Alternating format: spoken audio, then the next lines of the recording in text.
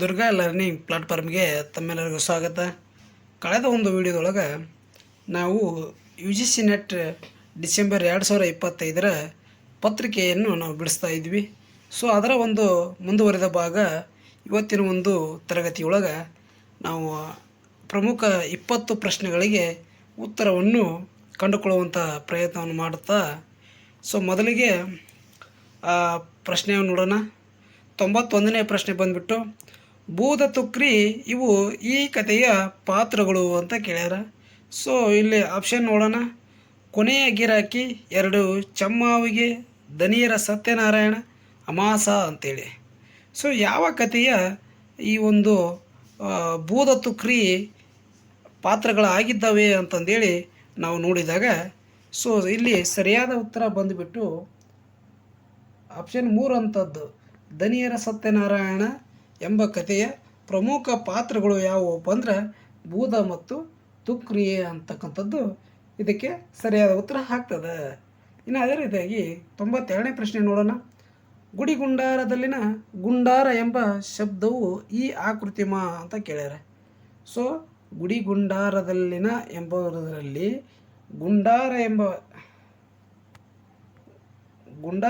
ಶಬ್ದವು ಈ ಆಕೃತಿಮದಂತ ಕೇಳ್ಯಾರ. ಸೊ ಇಲ್ಲಿ ಇದಕ್ಕೆ ಯಾವ ಆಕೃತಿಮ ಆಗುತ್ತೆ ನೋಡ್ರಿ. ಇದು ಆಪ್ಷನ್ ಬಂದ್ಬಿಟ್ಟು 1 ರಿಕ್ತ ಆಕೃತಿಮ, 2 ವ್ಯವಕಲನ ಆಕೃತಿಮ, 3 ಪ್ರತ್ಯಾಪನ ಆಕೃತಿಮ, 4 ವಿಶಿಷ್ಟ ಆಕೃತಿಮ. ಸೊ ಗುಂಡಾರ ಅಂತಕ್ಕಂಥದ್ದು ವಿಶಿಷ್ಟವಾಗುತ್ತೆ. ಹಾಗಾಗಿ ಆಪ್ಷನ್ 4 ವಿಶಿಷ್ಟ ಆಕೃತಿಮ ಅಂತಕ್ಕಂಥದ್ದು ಸರಿಯಾದ ಹೊಂದಾಣಿಕೆ ಆಗ್ತದೆ. ಇನ್ನು ಅದೇ ರೀತಿಯಾಗಿ 93ನೇ ಪ್ರಶ್ನೆಯನ್ನು ನೋಡೋಣ. ಹೊಂದಿಸಿ ಬರೆಯಿರಿ ಅಂತ ಕೊಟ್ಟಾರ. ಪಟ್ಟಿ 1 ಮತ್ತು ಪಟ್ಟಿ 2. ಸೊ ಇದರಲ್ಲಿ ಪಟ್ಟಿ 1 ಪಟ್ಟಿ 2ರಲ್ಲಿ ಯಾವುದಕ್ಕೆ ಸರಿಯಾದ ಉತ್ತರ ಆಗ್ತದೆ ಅಂತಂದೇಳಿ ನೋಡಿದಾಗ ಇಲ್ಲಿ ಆಪ್ಷನ್ ನೋಡೋಣ. ಮೊದಲಿಗೆ A G P Rajaratnam, B ವಿಕುರು Gokak, C B T Lalitha Naik, D Lakshmipathi Kolar ಅಂತ ಕೊಟ್ಟರೆ. ಸೊ ಇಲ್ಲಿ ಸರಿಯಾದ ಉತ್ತರ ಯಾವುದಾಗ್ತದೆ ಅಂದರೆ ಆಪ್ಷನ್ 4 ಅಂಥದ್ದು ಎ ಅಂಥದ್ದು ಏನಾಗುತ್ತಾ, ಹಳ್ಳಿ ಮರ. ಜಿ ಪಿ ರಾಜರತ್ನಂ ಅವರು ಹಳ್ಳಿ ಮರಕ್ಕೆ ಹೊಂದಿಕೆ ಆತಂದ್ರೆ, ವಿಕುರು ಗೋಕಾಕ್ರವರು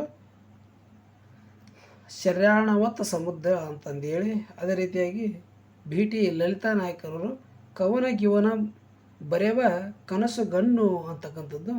ಅದೇ ರೀತಿಯಾಗಿ ಲಕ್ಷ್ಮೀಪತಿ ಕೋಲಾರ ಅಂತಕ್ಕಂಥದ್ದು ಆಪ್ಷನ್ನು 3 ರಮಜಾನಿನ ಕೊನೆಯ ರಾತ್ರಿ ಅಂತಂದೇಳಿ ಎಂಬುದು. ಸೊ ಹಾಗಾಗಿ ಆಪ್ಷನ್ 4 ಇಲ್ಲಿ ಸರಿಯಾದ ಉತ್ತರ ಆಗ್ತದೆ. ಇನ್ನು ಅದೇ ರೀತಿಯಾಗಿ 94ನೇ ಪ್ರಶ್ನೆಯನ್ನು ನೋಡೋಣ. ಸೊ 94ನೇ ಪ್ರಶ್ನೆ ಬಂದ್ಬಿಟ್ಟು ಹೇಳಿಕೆ ರೂಪದಲ್ಲಿರ್ತಕ್ಕಂಥದ್ದು. ಮೊದಲಿಗೆ ಹೇಳಿಕೆ ಕೊಟ್ಟೋಣ, ಅದೇ ರೀತಿಯಾಗಿ ಕೆಳಗೆ ವಿವರಣೆಯನ್ನು ಕೊಟ್ಟಾನ. ಸೊ ಇವುಗಳಲ್ಲಿ ಯಾವ್ಯಾವುದು ಸರಿಯಾದ ಉತ್ತರ ಆಗ್ತದೆ ಅಂತಂದೇಳಿ ನೋಡೋಣ. ಮೊದಲಿಗೆ ಹೇಳಿಕೆ ನೋಡೋಣ. ವಸಾಹತುಶಾಹಿ ಜ್ಞಾನ ಮತ್ತು ಅಧಿಕಾರದ ಜೊತೆ ಭಾರತೀಯ ಭಾಷಾಂತರಗಳು ತುಳುಕು ಹಾಕಿಕೊಂಡಿದ್ದವು. ಆಗಿನ ವಸಾಹತುಶಾಹಿತ್ವ ಮತ್ತು ಭಾರತೀಯ ಭಾಷಾಂತರ ಬ್ರಿಟಿಷರ ಕೈಯಲ್ಲಿತ್ತು ಅಂತಕ್ಕಂಥದ್ದು ಒಂದು ಹೇಳಿಕೆ ಆಗೈತಿ. ಸೊ ಇದಕ್ಕೆ ಉದಾಹರಣೆ ಒಂದು ವಿವರಣೆಯನ್ನು ಕೆಳಗೆ ಕೊಟ್ಟರೆ, ವಸಾಹತುಶಾಹಿಯ ಕಾಲಘಟ್ಟದ ಭಾಷಾಂತರ ಯೋಜನೆಗಳು ಭಾರತದ ಸ್ಥಳೀಯ ಸಮುದಾಯಗಳ ಜ್ಞಾನ ಸೃಷ್ಟಿಗೆ ಪೂರಕವಾಗಿದ್ದವು ಅಂತ ಕೇಳ್ಯಾರ. ಸೊ ಇದಕ್ಕೆ ಸರಿಯಾದ ಉತ್ತರ ಯಾವುದಾಗ್ತದೆ ನೋಡ್ರಿ. ಇಲ್ಲಿ ಹೇಳಿಕೆ ಏನೈತ್ರಿ, ಇದು ಸರಿಯಾಗಿದೆ. ಹೇಳಿಕೆ ಸರಿಯಾಗಿದೆ, ಆದರೆ ವಿವರಣೆ ತಪ್ಪಾಗಿದೆ ಅಂತಕ್ಕಂಥದ್ದು. ಆಪ್ಷನ್ 1 ಇದಕ್ಕೆ ಸರಿಯಾದ ಉತ್ತರ ಆಗ್ತದೆ. ಇನ್ನು ಅದೇ ರೀತಿಯಾಗಿ 95ನೇ ಪ್ರಶ್ನೆ ನೋಡೋಣ. ಕನ್ನಡ ಮೆನಿಪ್ಪನಾಡು ಚಲವಾಯಿತು ಎಂದು ಅಭಿಮಾನದಿಂದ ಹೇಳಿದ ಕವಿ ಯಾರು ಅಂತ ಕೇಳ್ಯಾರ. ಆಪ್ಷನ್ 1 ಅಂಡಯ್ಯ, 2 ಕೇಶಿರಾಜ, 3 ಷಡಕ್ಷರಿ, 4 ಭೀಮಕವಿ. ಸೊ ಇಲ್ಲಿ ಸರಿಯಾದ ಉತ್ತರ ಯಾವುದಾಗ್ತದ ಅಂತಂದು ಹೇಳಿದರೆ 1ನೇ ಆಪ್ಷನ್ ಇದೆಲ್ಲ ಅಂಡಯ್ಯ, ಕನ್ನಡ ಮೆನಿಪ್ಪನಾಡು ಚಲವಾಯಿತು ಅಂತಕ್ಕಂಥದ್ದು. ಕಬ್ಬಿಗರ ಕಾವ್ಯ ಎಂಬ ಕೃತಿಯನ್ನು ಬರಿತಾ ನೋಡ್ರಿ. ಕಬ್ಬಿಗರ ಕಾವ್ಯ, ಅಂಡಯ್ಯನ ಕಬ್ಬಿಗರ ಕಾವ್ಯದೊಳಗೆ ಈ ಒಂದು ವಾಕ್ಯಗಳು ಬರ್ತದೆ. ಏನಿದೆ, ಕನ್ನಡ ಮೆನಿಪ್ಪನಾಡು ಚಲವಾಯಿತು ಎಂಬ ಮಾತು ಈ ಒಂದು ಕೃತಿಯೊಳಗೆ ಬರ್ತಕ್ಕಂಥದ್ದು. ಆಯಿತಾ. ಅದೇ ರೀತಿಯಾಗಿ ಮುಂದುವರೆದು 96ನೇ ಪ್ರಶ್ನೆ ನೋಡೋಣ. ಇವು ಪರಿವೇಷ್ಟಿತ ಧ್ವನಿಗಳು ಅಂತ ಕೇಳ್ಯಾರ. ಸೊ ಕೆಳಗಿನಗಳಲ್ಲಿ ಇವು ಪರಿವೇಷ್ಟಿತ ಧ್ವನಿಗಳು ಅಂತ ಕೇಳ್ಯಾರ. ಸೊ ಆಪ್ಷನ್ನು ನೋಡೋಣ.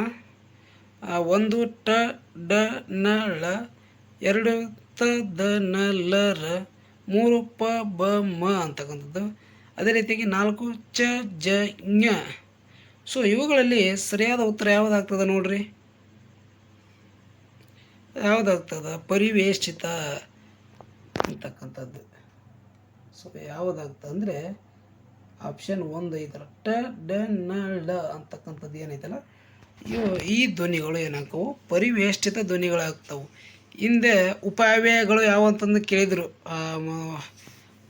ಕಳೆದ ಭಾಗ ಒಂದರಲ್ಲಿ ಬಂದಿರತಕ್ಕಂಥದ್ದು ಒಂದು 20 ಪ್ರಶ್ನೆ ಒಳಗೆ ಬಂದಿತ್ತು. ಉಪಾವ್ಯಯಗಳು ಯಾವ ಅಂತಕ್ಕಂಥದ್ದು, ಆಶ್ಚರ್ಯವನ್ನು ಸೂಚಿಸ್ತಕ್ಕಂಥ ಪದ ಓಹೋ, ಆಹಾ ಅಂತಕ್ಕಂಥದ್ದು. ಸೊ ಇಲ್ಲಿ ಏನಂದ್ರೆ ಪರಿವೇಷ್ಟಿತ ಧ್ವನಿಗಳು ಅಂತ ಕೇಳಿದ್ರೆ, ಸೊ ಭಾಳ ಪ್ರಮುಖವಾಗಿ ನೀವು ಇದಕ್ಕೆ ಮಹತ್ವವನ್ನು ಕೊಡಬೇಕಾಗುತ್ತೆ. ಸೊ ಆಪ್ಷನ್ ಹಾಗಾದರೆ 1 ಇದಕ್ಕೆ ಸರಿಯಾದ ಉತ್ತರ ಆಗ್ತದೆ. ಇನ್ನು ಅದೇ ರೀತಿಯಾಗಿ ಮುಂದುವರೆದು 97ನೇ ಪ್ರಶ್ನೆ ಬಂದ್ಬಿಟ್ಟು, ಇದು ಹೊಂದಿಸಿ ಬರೆಯಲಿ ಇರ್ತಕ್ಕಂಥದ್ದು. ಪಟ್ಟಿ 1 ಪಟ್ಟಿ 2 ಕೊಟ್ಟರೆ.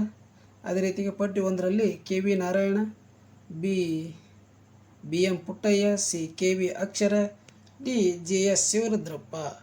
ಈ ಕಡೆ ಪರಿಶೀಲನೆ ಮಾವಿನ ಮರದಲ್ಲಿ ಬಾಳೆಹಣ್ಣು, ಕನ್ನಡ ಜಗತ್ತು ಅರ್ಧ ಶತಮಾನ, ಕಾಲು ದಾರಿ ಅಂತಕ್ಕಂಥದ್ದು. ಸೊ ನೋಡ್ರಿ ಅಲ್ಲಿ ಯಾವ್ಯಾವುದಕ್ಕೆ ಹೊಂದಾಣಿಕೆ ಆಗುತ್ತಂತಂದೇಳಿ ನೋಡ್ಕೊಳ್ಳೋಣ. ನೋಡ್ರಿ ಅಲ್ಲಿ ಸರಿಯಾದ ಉತ್ತರ ಯಾವುದಾಗ್ತದೆ?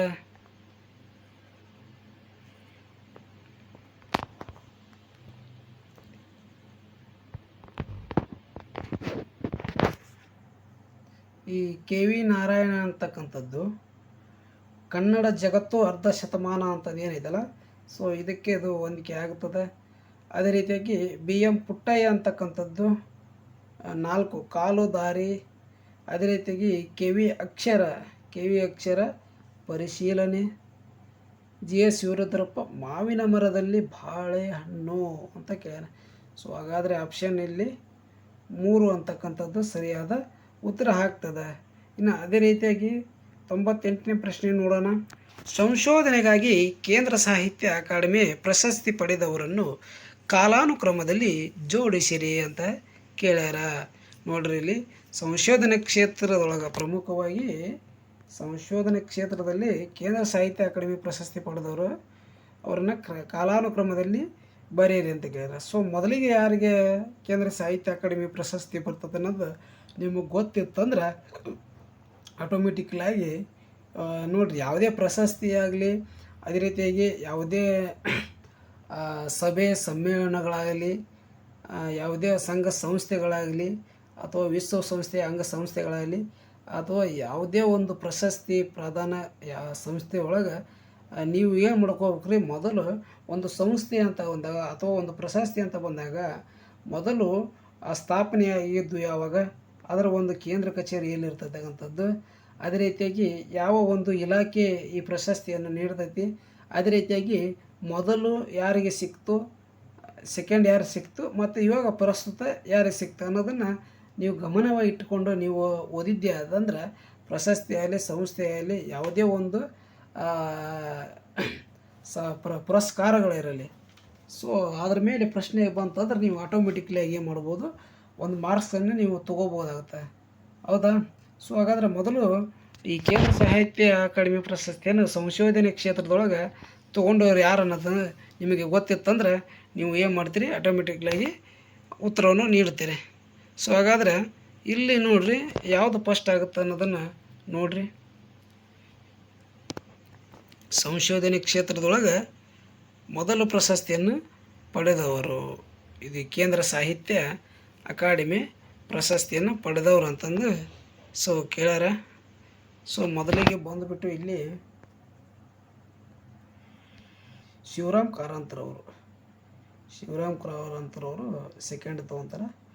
ಅದೇ ರೀತಿಯಾಗಿ ಈ ಎಚ್ ತಿಪ್ಪೇರುದ್ರ ಸ್ವಾಮಿ ಅವರು ಥರ್ಡು. ಅದೇ ರೀತಿಯಾಗಿ ಸಿ ಎಲ್ಲೈತಪ್ಪ ಬೋಸನೂರು ಮಠರವರು 4ನೇ ಸ್ಥಾನದೊಳಗೆ ಎಂ ಕಲಬುರ್ಗಿ ಪ್ರಸ್ತುತ ಅದರಲ್ಲ.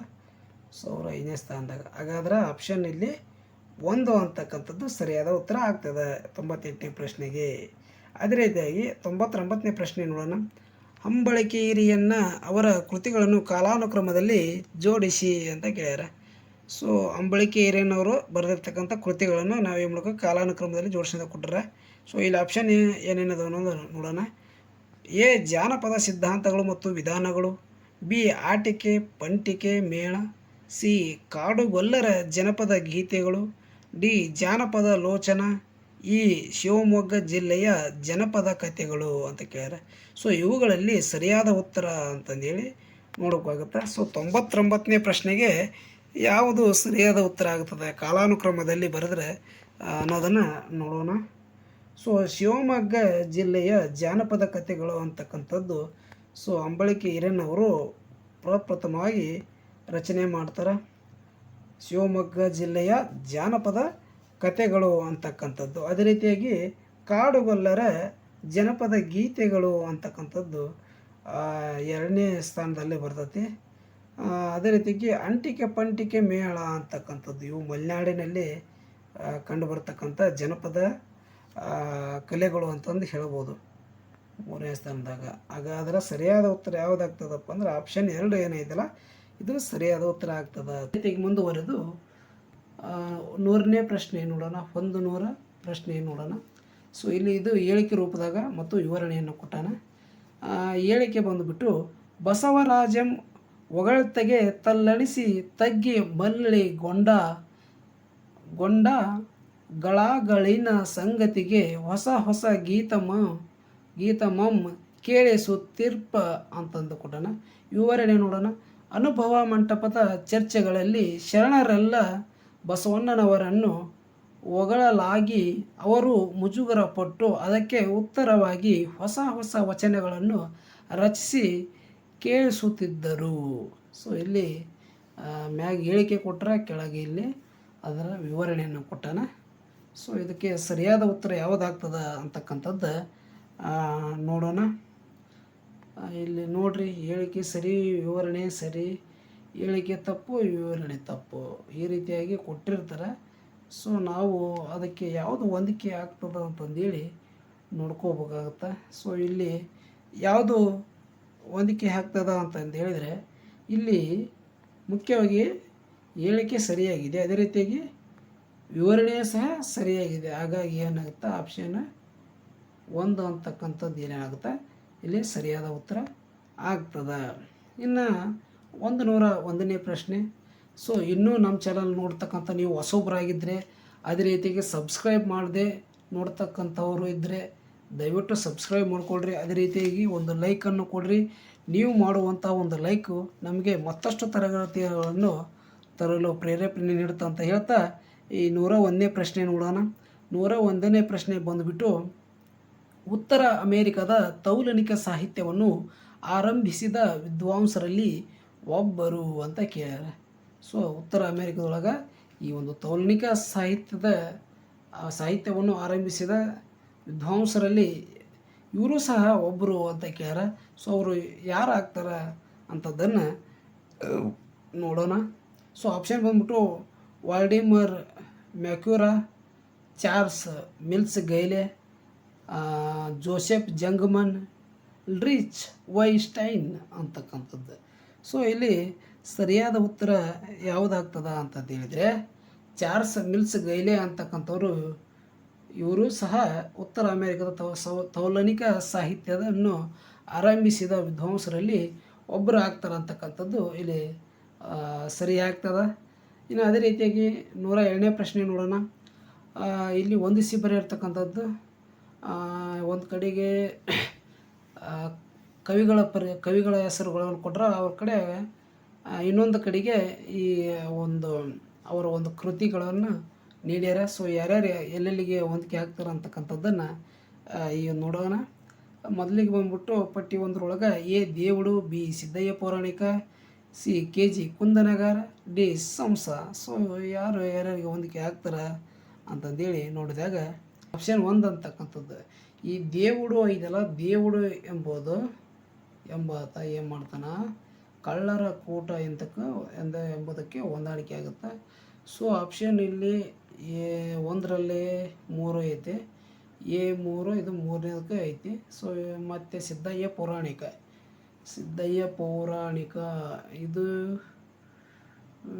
ಯಾವುದಕ್ಕಾಗುತ್ತಪ್ಪ ಅಂತಂದ್ರೆ B4 ಕರುಣಾ ಶ್ರಾವಣ ಅಂತಂದು ಏನೈತಲ್ಲ, ಸೊ ಇಲ್ಲಿ ಆಗುತ್ತೆ. ಹಾಗಾದ್ರೆ A3 B4 ಅಂತಂದ್ರೆ ಇಲ್ಲಿ ಆಪ್ಷನ್ ಏನೈತಲ್ಲ, ಈ ಒಂದು ಆಪ್ಷನ್ ಇದಕ್ಕೆ ಸರಿಯಾದ ಉತ್ತರ ಆಗ್ತದೆ ಅಂತೇಳಿ. ಅದೇ ರೀತಿಯಾಗಿ ಮುಂದುವರೆದು 103ನೇ ಪ್ರಶ್ನೆ ನೋಡೋಣ. HL ನಾಗೇಗೌಡರ ಕರ್ನಾಟಕ ಸಾಹಿತ್ಯ ಅಕಾಡೆಮಿ ಪ್ರಶಸ್ತಿ ಪಡೆದ ಕೃತಿಗಳನ್ನು ಕಾಲಾನುಕ್ರಮದಲ್ಲಿ ಜೋಡಿಸಿ. ನೋಡ್ರಿ, ಹೆಚ್ಚು ಏನು ಮಾಡ್ಯಾರ ಈ ಒಂದು ಪ್ರಶ್ನೆ ಪತ್ರಿಕೆ ಒಳಗೆ ಹೊಂದಿಸಿ ಬರೆಯಿರಿ ಮತ್ತು ಕಾಲಾನುಕ್ರಮ ಒಂದು ಮೆಥಡ್ ಒಳಗೆ ಪ್ರಶ್ನೆಗಳು ಬಂದಿರತಕ್ಕಂಥದ್ದು. ಸೊ ಹಾಗಾಗಿ ಯಾವುದೇನು ಅಲಕ್ಷ್ಯ ಮಾಡುವಂಥದ್ದಿಲ್ಲ, ಅನುಲಕ್ಷಿಸಂತಿಲ್ಲ. ಸೊ ಎಲ್ಲ ಒಂದು ಟಾಪಿಕ್ ನೀವೇ ಮಾಡ್ಕೊ ಕಣ್ಣಾಡಿಸಬೇಕಾಗಿರುತ್ತೆ.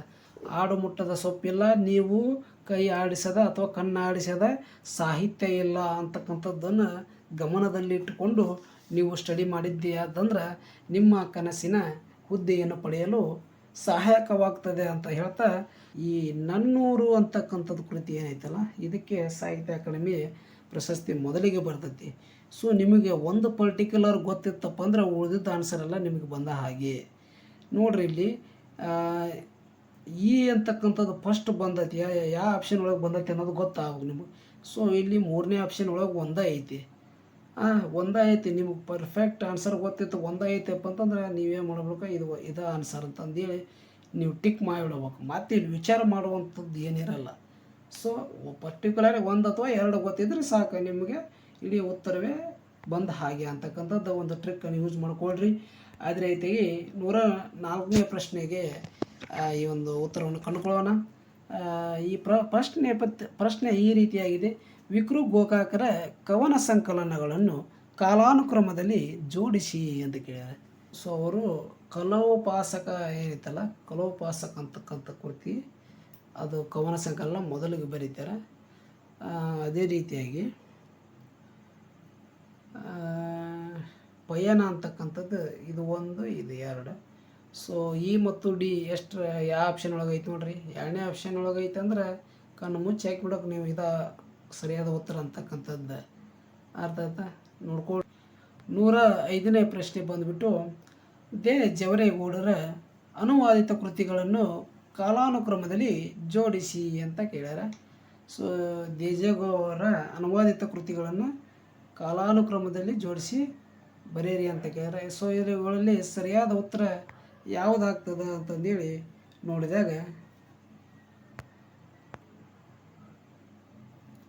ಸೊ ಇಲ್ಲಿ ಮೊದಲಿಗೆ ಅಮ್ಮು ಬಿಮ್ಮು ಅಂತಕ್ಕಂಥದ್ದು ಅವರು ಮೊದಲು ಅನುವಾದಿಸ್ತಾರೆ. ಅದೇ ರೀತಿಯಾಗಿ ಪುನರುತ್ಥಾನ. ಸೊ ಇದು ಸೇಮ್ ನೋಡ್ರಿ, ಆಪ್ಷನ್ 2 ಅದಕ್ಕೆ ಸರಿಯಾದ ಉತ್ತರ ಆಗ್ತದೆ. ಅದೇ ರೀತಿಯಾಗಿ ಈ 3ನೇದ್ದು ಸಿ ಏನೈತಲ್ಲ, ಟಾಲ್ಸ್ಟಾಯ್ ಅವರ 2 ನಾಟಕಗಳು ಅಂತಕ್ಕಂಥದ್ದು ಇದು 3ನೇದ್ದಾಗುತ್ತೆ. ಬಿ ಯುದ್ಧ ಮತ್ತು ಶಾಂತಿ, ಏನೈತಲ್ಲ ಅನ್ನ ಕರೇನೀನ್ ಅಂತಕ್ಕಂಥದ್ದು. ಸೊ ಹಾಗಾಗಿ ಆಪ್ಷನ್ 2 ಅಂತಕ್ಕಂಥದ್ದು.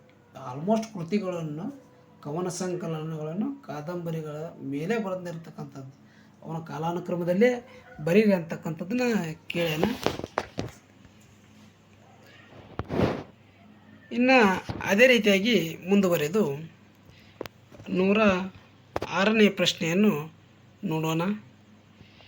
ಇಲ್ಲಿ ನೋಡ್ರಿ, ಪ್ರಶ್ನೆ ಈ ರೀತಿಯಾಗಿದೆ: ಫುಕೋ ತನ್ನ ಡಿಸ್ಕೋರ್ಸ್ ಪರಿಕಲ್ಪನೆಯನ್ನು ವಿವರಿಸುವಾಗ ಈ ಪರಿಭಾಷೆಯನ್ನು ರೂಪಿಸುತ್ತಾನೆ.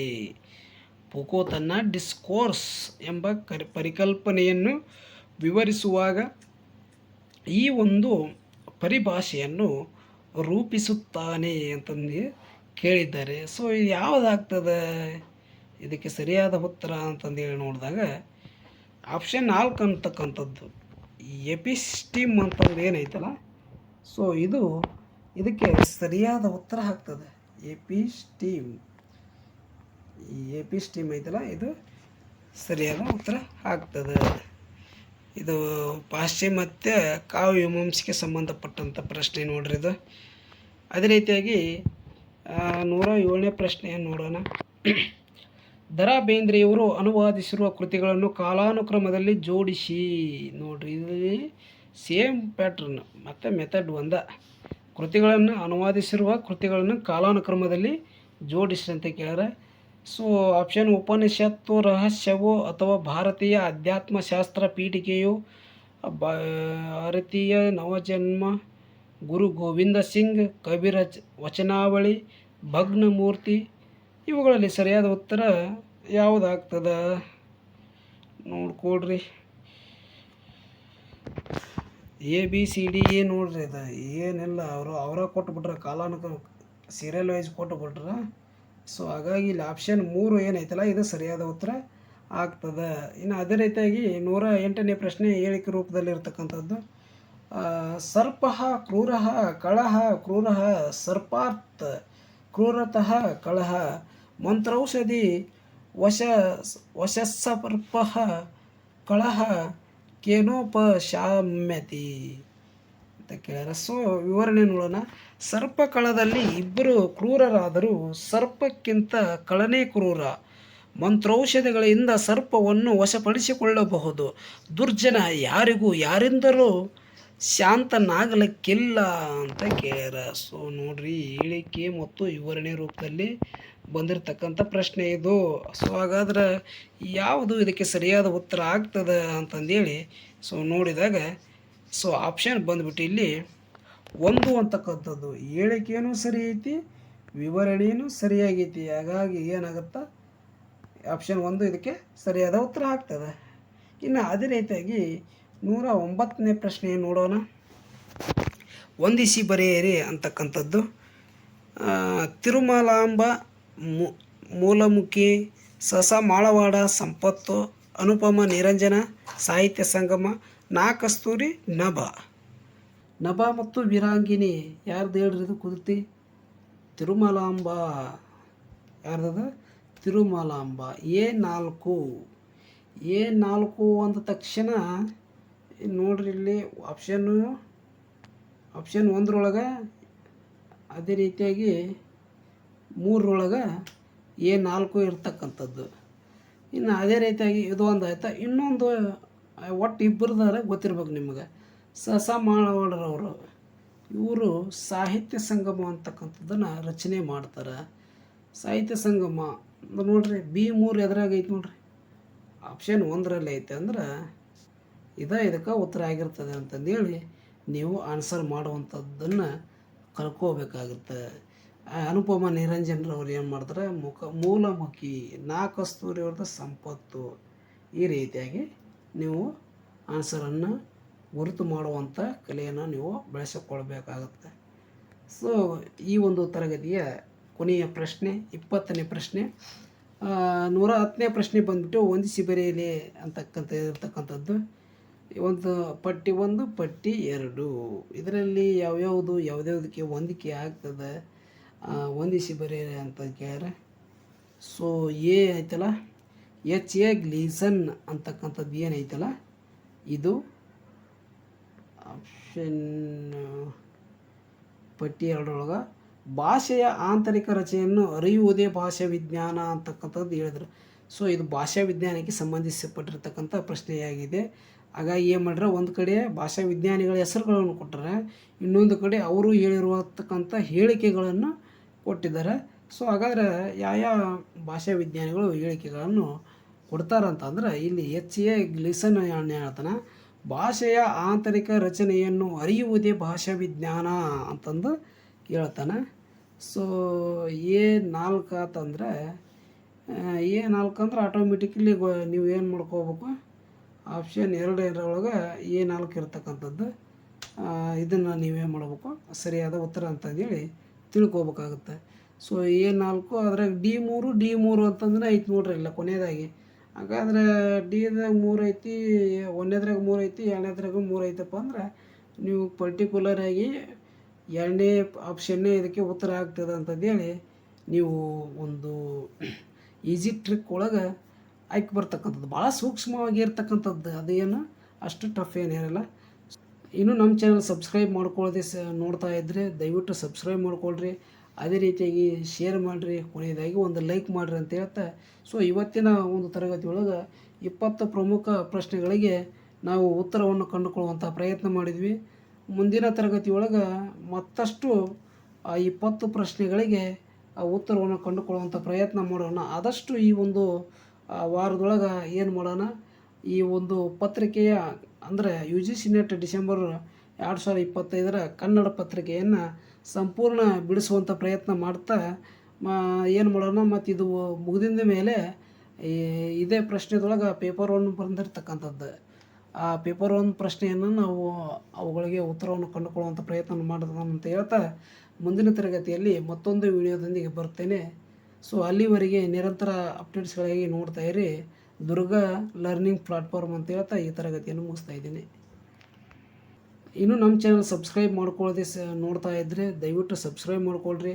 ಅದೇ ರೀತಿಯಾಗಿ ಶೇರ್ ಮಾಡಿರಿ, ಕೊನೆಯದಾಗಿ ಒಂದು ಲೈಕ್ ಮಾಡಿರಿ ಅಂತ ಹೇಳ್ತಾ, ಸೊ ಇವತ್ತಿನ ಒಂದು ತರಗತಿ ಒಳಗೆ 20 ಪ್ರಮುಖ ಪ್ರಶ್ನೆಗಳಿಗೆ ನಾವು ಉತ್ತರವನ್ನು ಕಂಡುಕೊಳ್ಳುವಂಥ ಪ್ರಯತ್ನ ಮಾಡಿದ್ವಿ. ಮುಂದಿನ ತರಗತಿ ಒಳಗೆ ಮತ್ತಷ್ಟು 20 ಪ್ರಶ್ನೆಗಳಿಗೆ ಉತ್ತರವನ್ನು ಕಂಡುಕೊಳ್ಳುವಂಥ ಪ್ರಯತ್ನ ಮಾಡೋಣ. ಆದಷ್ಟು ಈ ಒಂದು ವಾರದೊಳಗೆ ಏನು ಮಾಡೋಣ, ಈ ಒಂದು ಪತ್ರಿಕೆಯ ಅಂದರೆ U G C net December 2025 Kannada ಪತ್ರಿಕೆಯನ್ನು ಸಂಪೂರ್ಣ ಬಿಡಿಸುವಂಥ ಪ್ರಯತ್ನ ಮಾಡ್ತಾ ಏನು ಮಾಡೋಣ. ಮತ್ತು ಇದು ಮುಗಿದ ಮೇಲೆ ಇದೇ ಪ್ರಶ್ನೆದೊಳಗೆ ಪೇಪರ್ 1 ಬಂದಿರತಕ್ಕಂಥದ್ದು, ಆ ಪೇಪರ್ 1 ಪ್ರಶ್ನೆಯನ್ನು ನಾವು ಅವುಗಳಿಗೆ ಉತ್ತರವನ್ನು ಕಂಡುಕೊಳ್ಳುವಂಥ ಪ್ರಯತ್ನ ಮಾಡೋಣ ಅಂತ ಹೇಳ್ತಾ, ಮುಂದಿನ ತರಗತಿಯಲ್ಲಿ ಮತ್ತೊಂದು ವಿಡಿಯೋದೊಂದಿಗೆ ಬರ್ತೇನೆ. ಸೊ ಅಲ್ಲಿವರೆಗೆ ನಿರಂತರ ಅಪ್ಡೇಟ್ಸ್ಗಳಾಗಿ ನೋಡ್ತಾ ಇರಿ. ದುರ್ಗಾ ಲರ್ನಿಂಗ್ ಪ್ಲಾಟ್ಫಾರ್ಮ್ ಅಂತ ಹೇಳ್ತಾ ಈ ತರಗತಿಯನ್ನು ಮುಗಿಸ್ತಾ ಇದ್ದೀನಿ.